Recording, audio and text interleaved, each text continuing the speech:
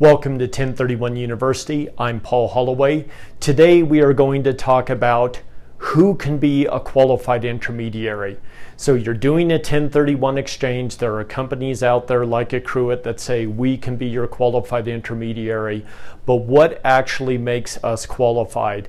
Well, the interesting thing is the tax code doesn't actually tell you who is qualified to be a qualified intermediary, but the tax code does tell you who is disqualified from being your qualified intermediary. So let's go ahead and start with the parties who probably should not be your qualified intermediary. Number one, your attorney, your CPA, your realtor, or your family members. So these are prime examples of people that should not be your intermediary. Here is the problem.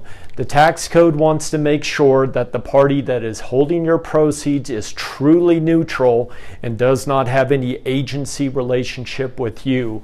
So having your attorney, your CPA, your realtor, since they represent you in an agency capacity, and if they have done that within the past 2 years, they are disqualified from being your neutral third-party intermediary. When it comes to family members, they are disqualified because they are not separated enough from you as the individual.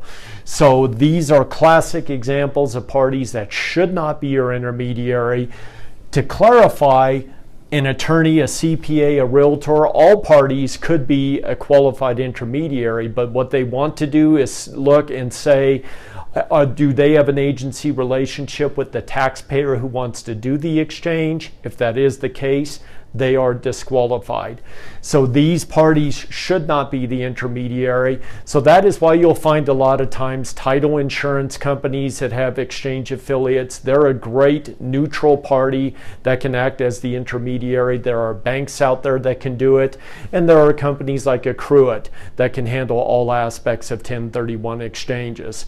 But some interesting examples of problems where the client felt, the attorney, for example, felt they were doing their client a favor. There was one closing that I was thinking I would be the intermediary, but the taxpayer decided to use their attorney to handle the exchange, told the title company that that's what the plan was. The title company was aware of the disqualification rules, had the attorney look them over a little bit more thoroughly, and at the end, the attorney backed out from being the intermediary, thanked the title company for bringing that to their attention of the disqualification rules.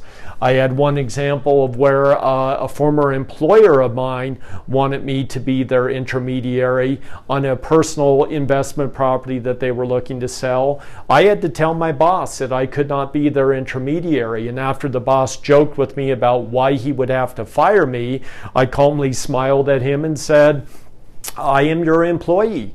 The fact that you are writing my paycheck, I am not allowed to be your intermediary. So therefore, we had to move that one off to one of our competitors that we trusted, and we made sure that the exchange was done perfectly fine without me being one of those disqualified parties holding the funds. I've even had family members that wanted to do their own 1031 exchange. I unfortunately had to tell them, not in your best interest to have me be your intermediary because I am disqualified as an individual. So companies could then do the exchange somebody other than me individually, but probably not a good idea for me to actually have the exchange done for a family member. So hopefully this gives you some clarity as far as who is qualified, who is probably disqualified, and help you out in figuring out who to be the intermediary moving forward. So this has been 1031 University. If you want any other educational materials, you can visit our website at accruit.com, or if you enjoyed this YouTube piece, please subscribe to our channel for future classes. Thank you.